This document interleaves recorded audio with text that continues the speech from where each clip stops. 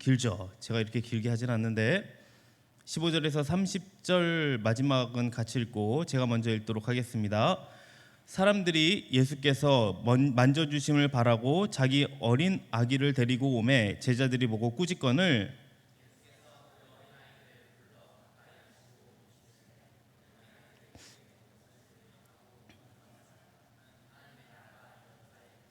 내가 진실로 너희에게 이르노니 누구든지 하나님의 나라를 어린아이와 같이 받아들이지 않는 자는 결탄코 거기 들어가지 못하리라 하시니라.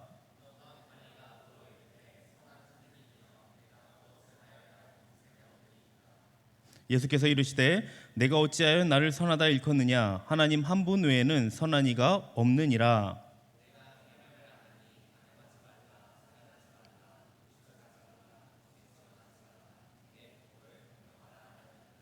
여짜오되 이것은 내가 어려서부터 다 지키었나이다.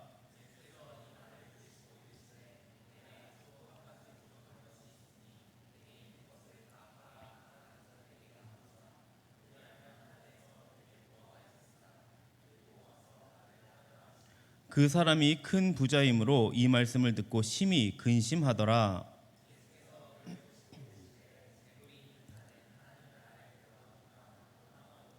낙타가 바늘귀로 들어가는 것이 부자가 하나님의 나라에 들어가는 것보다 쉬우니라 하시니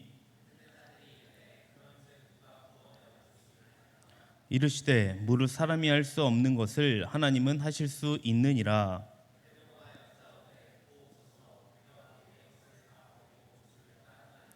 이르시되 내가 진실로 너에게 이르노니 하나님의 나라를 위하여 집이나 아내나 형제나 부모나 자녀를 버린 자는 같이 읽겠습니다. 현세의 여러 배를 받고 내세의 영생을 받지 못할 자가 없느니라 하시니라. 아멘. 네, 그렇습니다. 오늘 룻기가 아니라 특별히 오늘 다른 분들을 위해서 오늘 누가복음을 전하려고 합니다. 작년에 우리가 마태복음을 살펴봤어요. 근데 마태복음 하면서 여러분이 아마 들었던 내용일 거라 보여집니다. 근데 이 말씀이 굉장히 중요합니다. 그리고 또 오랜만에 나온 청년들에게는 또 이제 마태복음 아니라 또 이제 누가복음으로 들으면 또 새로울 것 같기도 하고 여러분들도 또 마태복음 들었던 내용과 비교를 해보면서 누가복음에 이렇게 적혀 있구나라고 여러분이 좀 보시면 좋을 것 같습니다. 그래서 평소보다 오늘 본문이 길어요. 제가 이렇게 길게 하지는 않는데요. 근데 어쩔 수가 없었어요. 왜냐하면 오늘 여러분이 본문을 잘 보시면은 두 이야기가 나오거든요. 근데 이 두 이야기가 하나의 문맥 안에 있기 때문에 어쩔 수 없이 이 두 이야기를 겹칠 수밖에 없었습니다. 그래서 이것을 잘 연결해서 보면요 하나의 결론에 도달할 수 있습니다. 그래서 먼저 첫 번째 이야기 내용을 한번 같이 보도록 하죠. 하나님 나라를 어린아이와 같이 받아들이지 않으면 결단코 천국에 갈 수 없다고 지금 얘기합니다. 자, 여러분 한번 생각해 보시기 바랍니다. 어린아이와 같은 자가 지금 여기 천국에 간대요. 자, 이 어린아이 기준 어떤 어린이일까요? 지금 여기서 말하는 어린이와 같은 할 때 저희 오늘 사무실에 있는 우리 로안이나 선율이 정도가 기준이 될까요? 어느 정도가 될까요? 아니면 아이, 우리가 이런 걸 생각했을 때 아이, 천진난만하다, 아니면 순진하다, 그처럼 뭔가 천진난만하고 순진하면서 순종도 하는 사람이 천국에 갈 수 있는 것일까요? 과연 예수님은 어떤 의미로 지금 이렇게 말씀하시는지 한번 조금 이따 살펴보도록 하죠. 자, 그리고 다른 하나의 이야기가 뭐냐면 부자 관리가 나와요. 자, 어떻게 해야 영생을 얻을 수 있습니까? 라고 예수님께 지금 질문을 합니다. 거기에 대한 예수님의 답변이 내게 있는 것을 다 팔아서 가난한 자들에게 나누어 주어라 였어요. 자, 이 말씀을 이제 듣고 관리가 매우 심히 근심하며 떠나갔다고 해요. 그러면서 예수님이 이제 이어서 하는 말씀이요, 낙타가 바늘귀로 들어가는 것이 부자가 하나님의 나라에 들어가는 것보다 쉽다라고 지금 대답하고 있습니다. 자, 이렇게 이 두 이야기를 우리가 같이 살펴보게 될 겁니다. 자, 그럼 먼저 어린아이 한번 보도록 할까요? 예수님이 우리 아이도 좀 안수해주고 좀 축복해 주시기를 바라면서 예수님께 이제 자기 아이를 이제 데리고 온 거예요. 근데 제자들이 제지를 하죠. 지금 예수님 얼마나 바쁜데 지금 아이를 데리고 와 하면서 좀 저리 가세요라고 이렇게 좀 쫓아냅니다. 자, 그러자 예수님이 그거를 보시고 어린아이들이 내게 오는 것을 금하지 말라라고 합니다. 하나님 나라가 이런 자의 것이며 어린아이와 같이 하나님 나라를 받아들이지 않는 자는 들어가지 못한다고 말씀해요. 이게 무슨 의미냐 이거예요. 자, 아까 말했듯이 어린아이처럼 순수하게 그 복음을 받아들이지 않으면 하나님 나라에 들어가지 못한다는 뜻인가? 이거를 정확하게 이해하려면요, 이 16절, 17절의 어린아이가 이 어떤 의미인지를 좀 여러분이 자세히 좀 봐야 됩니다. 자, 성경이 있으시죠? 성경이 있으면 좋을 것 같아요. 성경을 한번 보세요. 성경을 보시고 15절에서 17절까지 한번 보세요. 한번 혹시 없으신 분들을 위해서 다 있으신가요? 다 있으실 것 같아요. 자, 15절에서 17절까지 한번 보시면 어떻게 좀 다른 게 느껴지십니까? 다른 점 뭐가 다를까요? 다른 게 있습니다. 힌트는 15절과 16절, 17절이 달라요. 뭐가 다른 게 나오죠? 자, 15절에 보면은 어린 아기라고 나오죠. 그리고 16절, 17절을 보시면 어린 아기들로 나오나요? 어린 아이들로 바뀌어져서 나옵니다. 이것을 잘 봐야 돼요. 먼저 15절은 확실하게 어린 아기가 맞습니다. 헬라어로 보면은 브레페라고 하는데 어린 아이거든요. 보통 브레페라고 하면은 유아기 0세부터 한 5세 정도까지 볼 수 있을 것 같습니다. 그리고 16절을 잘 보면 어린 아이들이라는 말이 2번 등장해요. 여기서 이제 조금 헷갈릴 수 있습니다. 첫 번째 어린아이와 이 두 번째 어린아이가 다른 의미이기 때문에 그렇습니다. 첫 번째 어린아이는 15절에 이 어린 아기를 의미하는 브레페를 쓰고 있고, 두 번째로 등장하는 어린 아이들은 이 17절에 어린 아이를 받는 말로 파이디아를 쓰고 있어요. 그러니까 여러분이 아시는 파이디온, 여기서 나온 거겠죠. 파이디아는 한 6세에서 14세 그 정도로 보시면 될 것 같습니다. 뭐 유초등부겠죠. 그렇기 때문에 여기에는 두 가지 의미가 있습니다. 첫 번째로 어린아이, 그러니까 어린이, 차일드 아니라 유아, 인펀트라는 거예요. 그러니까 하나님 나라가 이런 자의 것이라고 할 때 이런 자란 이 천진난만한 모습이 아니라 철저하게 의존적인 모습을 띈 젖먹인 유아, 인펀트인 겁니다. 저도 이 아빠가 되고 나서 좀 더 이게 더 선명해졌던 것 같아요. 그러니까 제 아이 이름을 아시는 분들도 있겠지만 혜린입니다. 혜린이가 이제 밥을 먹을 때 이게 따로 이렇게 먹는 이렇게 의자가 있어요. 거기에 이렇게 앉혀서 이제 분유를 주는데, 앉혀놓고 잠시 이제 분유를 타러 갔다 아니면은 잠시 뭔가 시간을 뜸들였다 그러면은 그 1초도 참지 못합니다. 엄청 울어요. 그러니까 엄청 빨리 먹고 싶었다는 거겠죠. 그러니까 자기로서는 우는 게 이제 할 수밖에 없으니까, 아무것도 할 수 없으니까 우는 건데요. 그러니까 이렇게 부모의 도움 없이는 아무것도 할 수 없는 상태가 유아잖아요. 그러니까 부모만 의지하고 바라보는 모습. 자, 이것을 우리 모습과 비교해 본다면요, 하나님을 의존한다는 것이 이것인 것 같습니다. 그러니까 하나님 나라는 하나님 없으면 살 수 없는, 전적으로 하나님만 의존할 수밖에 없는 자세가 아니고는 들어갈 수 없다, 이 말씀인 겁니다. 이해가 되십니까? 자, 우리가 뭔가를 해서 들어가는 게 아니라는 말이에요.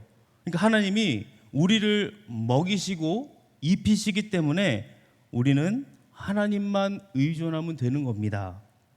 두 번째로 이 어린아이의 의미가 유아 말고도 이 어린이로 사용된다는 거예요. 이 의미는 17절에서 잘 설명을 하고 있습니다. 17절을 한번 같이 읽어보면 좋을 것 같아요. 같이 한번 어떻게 설명되는지 한번 같이 읽어볼까요? 시작. 내가 진실로 너에게 이르노니 누구든지 하나님의 나라를 어린아이와 같이 받아들이지 않는 자는 결단코 거기 들어가지 못하리라 하시리라. 잘 보시기 바랍니다. 지금 상황은 이 제자들이 어린아이를 받아들이지 않고 지금 꾸짖고 있는 상황이에요. 당시 이 고대 근동에서는요, 어린아이들은 지금과 같은 이 사랑받는 존재가 전혀 아니었습니다. 그냥 보잘것없는 존재예요. 어린아이는. 그런 아이들이 너무나 바쁘게 이 사역하시는 주님께 나오니까 제자들이 지금 꾸짖은 거거든요. 그러므로 어린아이와 같이 받아들이지 않는 이라는 말은 이 문맥상으로 어떻게 얘기할 수 있냐면요, 하나님의 나라가 어린아이처럼, 즉 보잘것없어 보인다고 너희가 받아들이지 않는다면, 이런 의미입니다. 우리가 흔히 알고 있는 어린아이처럼 순수하지 않으면, 천진만만하지 않으면 천국에 들어가지 못한다는 말이 아닌 거예요. 그 다음에 주님은 부자는 천국에 들어가기 어렵다 이야기로 이 이야기를 좀 더 상세하게 설명해 주고 있습니다. 18절에 보니까 한 관리가 예수님께 선한 선생님이요, 내가 무엇을 하여야 영생을 얻으리까? 라고 질문을 해요. 우리가 마태복음에서 이거는 살펴봤어요. 이 관리를 마태복음에서는 굉장한 부자이면서 청년이라고 소개하고 있어요. 우리와 같은 청년. 여러분 부럽지 않습니까? 청년인데요, 직장도 굉장히 좋아요. 그리고 엄청난 부자였다고 합니다. 아마 지금을 치면 금수저 중에서도 상위 1% 정도 되지 않을까 생각합니다. 자, 그렇다면 부자는 천국에 들어가기 어렵다고 지금 예수님이 말씀하는데, 어느 정도 부자가 되어야 이 천국에 들어가기 어려운 걸까요? 어느 정도 부자여야 될까요? 여러분은 부자의 기준이 어느 정도라고 보십니까? 내가 생각하는 부자의 기준 어느 정도면 부자에 속할까요? 뭐 1억 정도면 부자일까요? 지금 갖고 있는 정도. 네. 근데 보면은요, 한 몇 년 전에 한 10억 정도 가지고 있어야 부자다라는 발표가 있었어요. 자, 근데 이 정도의 부자로는 안 되는 것 같습니다. 한 진짜 부자 정도라면 한 150억 되는 롤스로이스 차를 타고 딱 교회 앞에 딱 대야겠죠.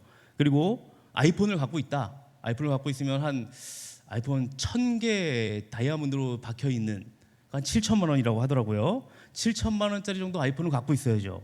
그리고 한 끼에 한 3, 400 정도는 쉽게 먹을 수 있는, 그냥 뭐, 그리고 후식으로는 한 유바리킹 멜론 아세요? 전 처음 들어봤습니다. 유바리킹 멜론 후식으로 한 2,500만 원이라고 해요. 이 정도는 돼야 부자라고 할 수 있지 않을까요? 자, 그렇다면 주님이 말씀하시는 이 천국에 못 들어가는 부자, 과연 얼마를 가져야 천국에 못 들어갈까 궁금합니다. 아무튼 어마어마하게 돈이 많은 오늘 본문의 부자 청년이 이 어떤 사고를 가지고 있었냐 하면요, 18절에 선한 일을 해야 천국에 들어갈 수 있다고 생각하고 있었습니다. 그러자 주님이 뭐라고 대답합니까? 내가 어찌하여 나를 선하다 일컫느냐? 하나님 한 분 외에는 선한 이가 없느니라 라고 말합니다. 약간 이상한 대답이에요. 갑자기 이게 왜 튀어나오나? 근데 이 대답은 조금 이따 우리가 살펴보도록 하겠습니다. 그러면서 하시는 말씀이 이어서 영생을 얻으려면 계명을 지켜야 한다고 말씀하고 계세요. 여러분, 계명 알죠? 지금 십계명 얘기하는 거예요. 십계명 잘 지키면 천국에 들어갈 수 있습니까? 여러분, 뭐 다 지킨다 하더라도 이 절대 영생할 수 없습니다. 영생을 얻을 수 없습니다. 그럼 예수님 거짓말쟁이가 되는 거잖아요. 말도 안 되죠.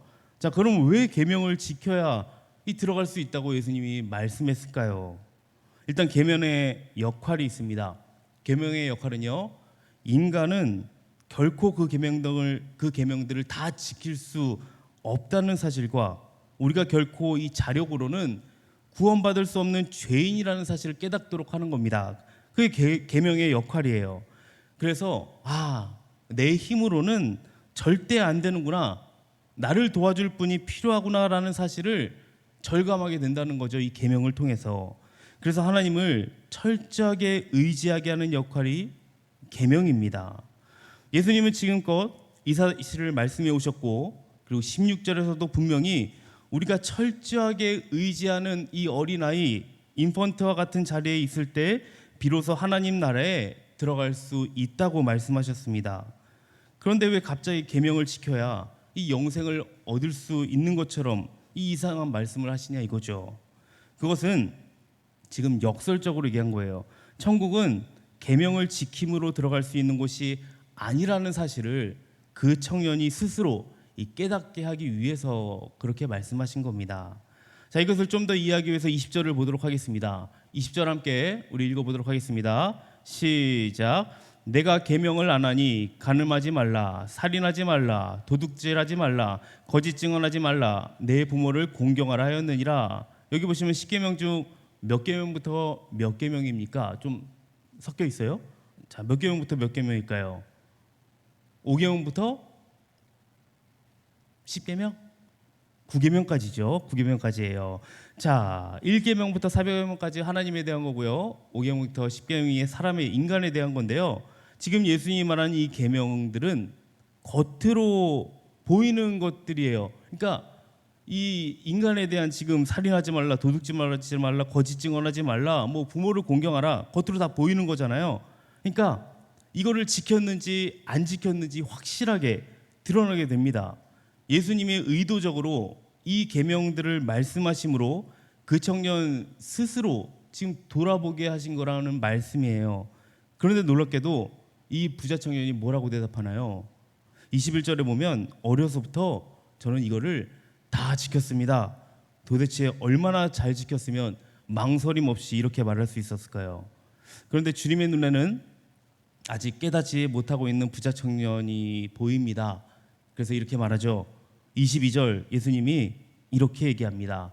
같이 한번 또 읽어보겠습니다. 시작. 예수께서 이 말을 들으시고 이르시되 내게 아직도 한 가지 부족한 것이 있으니 내게 있는 것을 다 팔아 가난한 자들에게 나눠주라. 그리하면 하늘에서 내게 보화가 있으리라. 그리고 와서 나를 따르라 하시니, 아까 19절에서 제가 나중에 살펴보겠습니다 라는 말씀의 대답 지금 여기서 합니다. 그러니까 아까 이 말씀을 했죠. 갑자기 내가 어찌하여 나를 선하다 일컫느냐, 하나님 한 분 외에는 선한 이가 없다. 이 말씀의 답을 지금 여기서 합니다. 답이 뭘까요? 답은 나를 따르랍니다. 그러니까 내가 곧 선한 하나님이니까 나를 따르라. 이 예수님의 간접적인 말씀입니다. 자, 지금 이 내용을 그림으로 표현한 화가가 있어요. 자, 한번 PPT를 보시면요, 두 가지 그림이 있는데요. 큰 근심에 빠져서 지금 고개를 돌렸어요. 아니면은 굉장히 근심하는 등을 보이면서 돌리고 있는 청년 같이 보이진 않는데, 저거는 굉장히 늙은 사람 같긴 한데 청년이랍니다. 그래요. 청년의 모습이 있어요. 실감이 납니다. 자, 이렇게 부자 청년은 근심했을까요? 왜 이리 근심했을까요? 뭐 여러분도 아시다시피 지금 이 청년이 가진 재물 때문이죠. 많은 재물 때문입니다. 그 청년은 관리가 될 만큼 성실했고 또 부지런했고 또 어릴 때부터 계명을 철저하게 지킨 그 윤리적인 사람이었습니다. 그리고 하나님 나라에 대해서 예수님께 질문할 만큼 영생에 대한 갈증을 가지고 있는 청년이었어요. 지금 시대 청년으로 보면 한 30살, 30살부터 이제 그 당시에는 이제 취직한, 우리나라로 말로 하면 취직할 수 있는 거거든요. 관직에 오를 수 있습니다.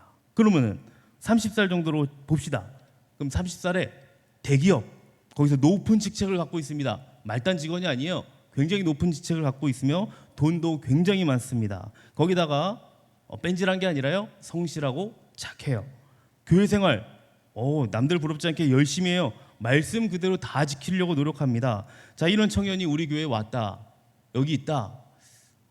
여러분 어떠십니까? 우리 여자 자매분들 안 좋아하는 사람이 있을까요? 이 정도로 온 청년이 있다면 안 좋아하는 사람이 없을 것 같은데, 저는 그래도 여기 계신 우리 자매님들이라면 좋아하지 않을 것 같습니다. 왜냐? 이 청년이 형식적으로 계명을 지켰는지는 모르지만 하나님을 사랑하고 내 이웃을 사랑하라고 하신 하나님 나라 이 계명, 이 원래 정신은 전혀 모르고 있는 청년이었거든요. 그러다 보니까 모든 재산을 팔아서 가난한 자들에게 나눠줄 수가 없는 거예요. 그가 심히 금신한 이유를 한마디로 말하면 자신이 가진 이 재물에 비해서 하나님 나라가 보잘것없이 보였기 때문이라는 말입니다. 자, 하나님 나라를 보잘것없게 여기게 만드는 것, 하나님 나라의 이 가치를 볼 수 없도록 그 청년의 눈을 가리고 있는 게 뭐였죠? 재물이었어요. 그래서 주님은 24절에서 25절에 재물이 있는 자는 하나님의 나라에 들어가기가 얼마나 어려운지, 낙타가 바늘귀에 들어가는 것이 부자가 하나님 나라에 들어가는 것보다 쉽다라고 말씀한 겁니다. 여러분, 얼마나 다행입니까? 우리는 그 정도의 부자가 아니라서요. 그렇습니다. 이 말씀은 부자가 아니면 천국에 가고 부자면 무조건 천국에 못 들어간다 라는 말씀이 아닙니다. 예수님께서 이렇게 말씀하신 이유는 그 청년의 경우에 하나님 나라를 보잘것없이 여기게 한 것, 그게 재물이었기 때문에 그렇게 얘기한 거예요. 마찬가지로 우리 또한 하나님 나라를 보잘것없는 것으로 여기게 하는 것들이 이 내 속에 있다면 똑같은 겁니다. 혹시 여러분이 내 마음 가운데에 하나님 나라를 보잘것없이 만드는 것들이 있습니까? 철저하게 하나님을 의지하지 못하도록 만드는 것, 그게 뭡니까? 그것은 우리의 혈기와 체면일지 모르겠습니다. 아니면 알량한 자존심일 수 있습니다. 내가 다른 건 다 참아도 이건 내가 절대로 못 참아 하는 것, 바로 하나님 나라를 보잘것없는 것으로 만드는 겁니다. 때로는 자기 정당성일 수 있어요. 어느 누가 봐도 이건 내가 옳은 거예요. 누가 봐도 다 내가 옳다고 합니다. 그래서 그 사람을 용서할 수 없습니다. 이 정도는 괜찮지 않나요? 내가 다 옳은데 어떻게 그 사람을 용서할 수 있습니까? 그런데요, 이것도 하나님 나라를 보잘것없게 만드는 겁니다. 표면적으로는 내가 준비하는 시험이나 이 취업일 수도 있고요, 아니면 이성 친구일 수도 있습니다. 쉬고 싶어서 예배를 빼먹거나 아니면 뻘쭘함이 싫어서 소그룹에 참여하지 않는 것도 부자 청년의 재물과 같은 것일 수 있습니다. 여러분 꼭 기억하시기 바랍니다. 재물이 있는 자는 하나님 나라에 들어가기가 심히 어렵다고 해요. 그러니까 이게 뭐였죠? 하나님 나라를 보잘것없는 것으로 여기는 자 결단코 하나님 나라에 들어갈 수 없다. 이 이야기를 듣고 제자들이 놀란 것 같아요. 그럼 누가 구원을 얻냐 이거예요. 당시 재물은요, 하나님을 잘 믿는 사람들에게 주는 축복이었어요. 굉장한 거죠. 그러니까 반대로 생각하면 부자는요 믿음이 좋은 자인 거예요. 부자면은 굉장히 축복받은 사람, 하나님의 축복. 그래서 부자는 하나님의 믿음이 굉장히 좋은 사람이다. 그래서 믿음 좋은 자가 천국에 못 들어간다면 지금 누가 들어가냐 이 말이거든요. 그러자 주님은 27절에 아주 중요한 말씀을 하죠. 한번 27절 같이 한번 읽어보도록 하겠습니다. 시작. 이르시되 무릇 사람이 할 수 없는 것을 하나님은 하실 수 있느니라.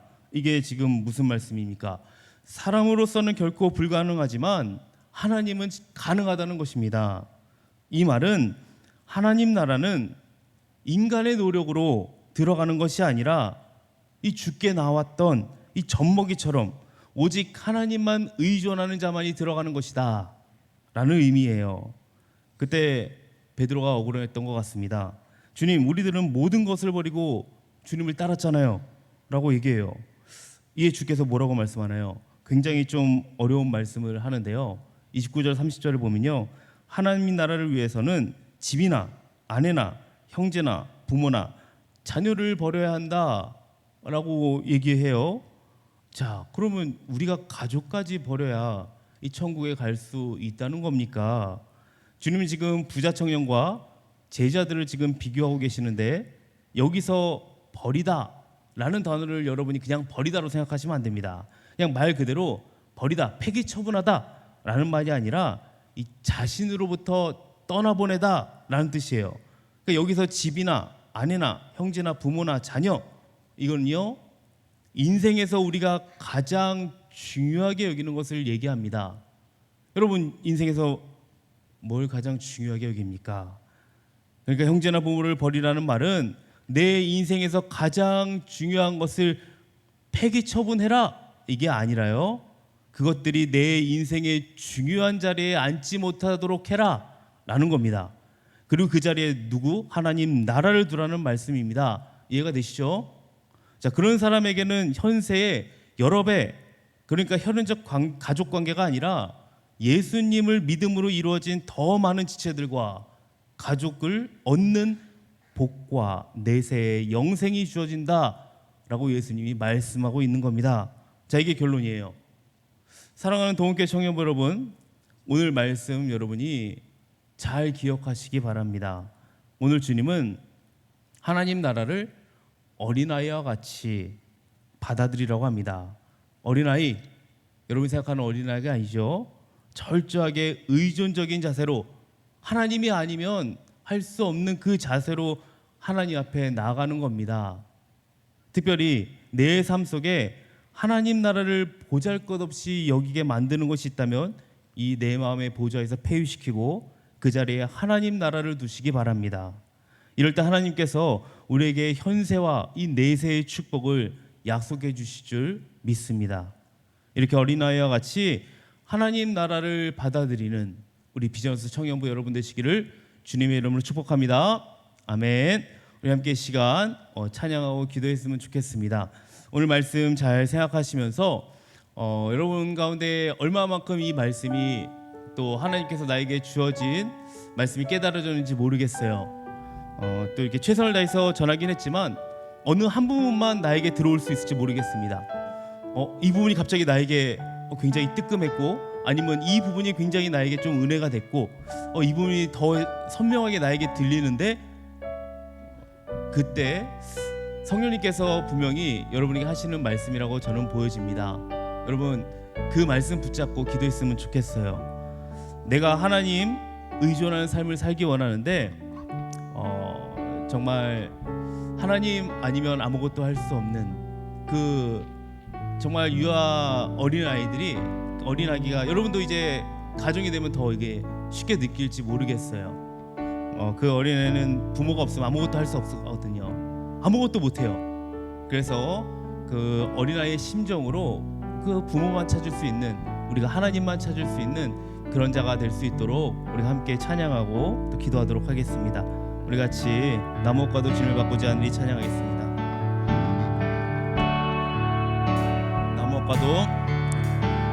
나 무엇과도 주님을 바꾸지 않으리. 다른 어떤 은혜 구하지 않으리. 오직 주님만이 내 삶의 도움이시니 주의 얼굴 보기 원합니다. 우리 다시 한번 나 무엇과도 주님을 바꾸지 않으리. 나 무엇과도 주님을 바꾸지 않으리. 다른 어떤 은혜 구하지 않으리. 오직 주님만이 내 삶의 도움이시니 주의 얼굴 보기 원합니다. 주님 사랑해요. 주님 사랑해요.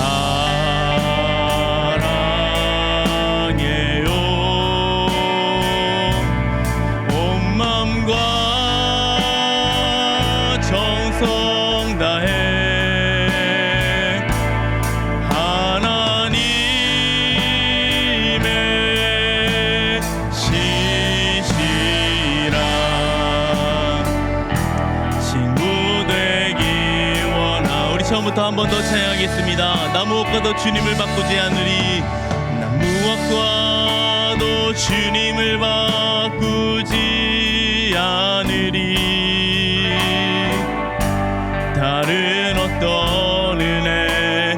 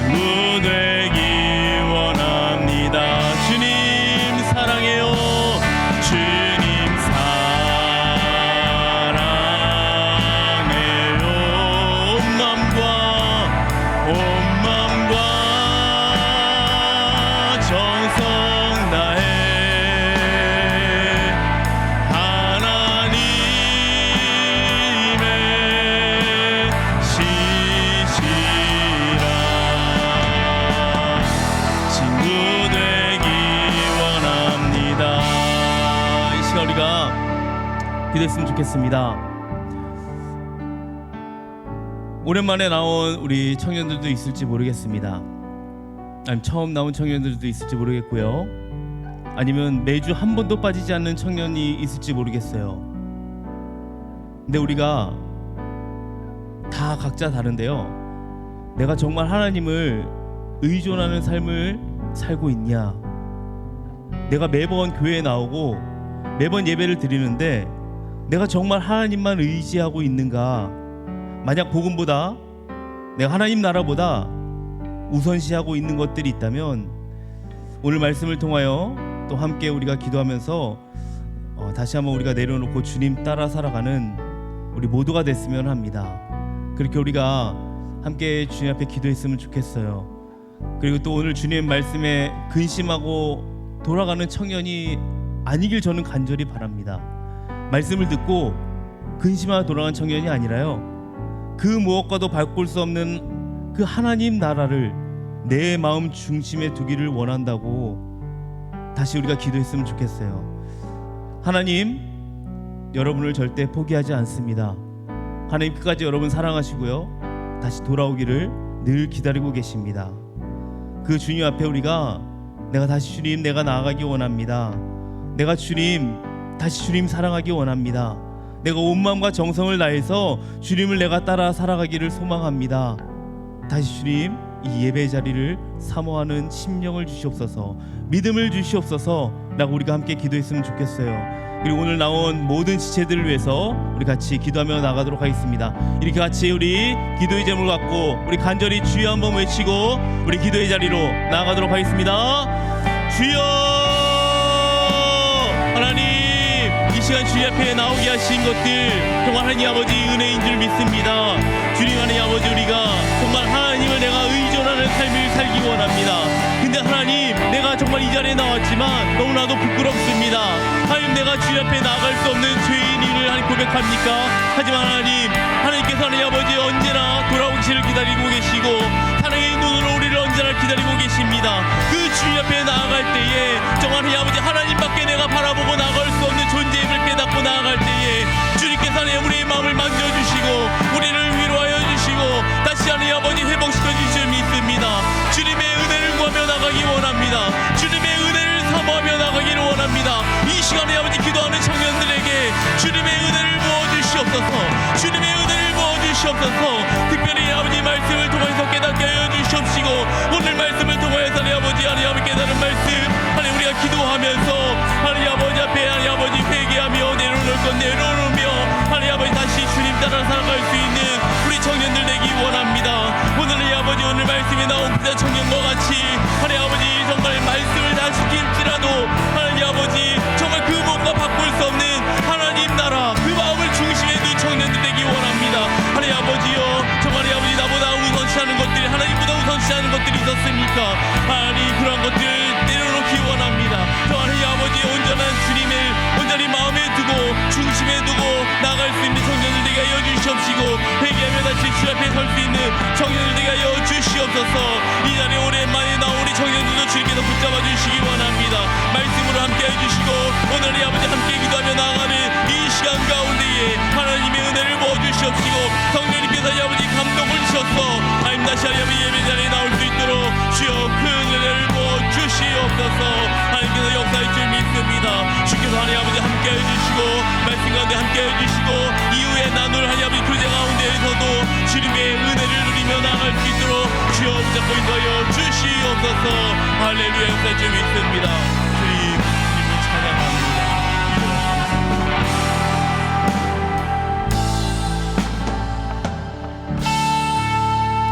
하나님 아버지 감사합니다.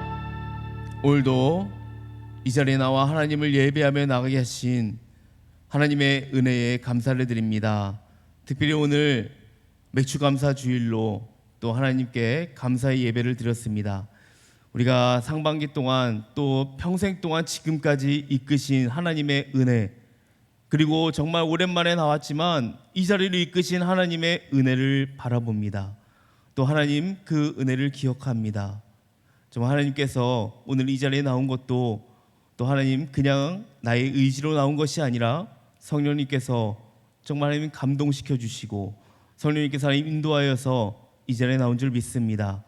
주님께서 하나님 그 마음 가운데에 하나님을 다시 찾을 수 있는, 또 하나님 다시 하나님 주님의 사랑을 회복할 수 있는 마음 더하여 주시옵시고, 우리 모든 청년들이 정말 하나님을 온전하게 의존하는 자세로 나아갈 수 있는 우리 모든 청년들 되게 하여 주시옵소서.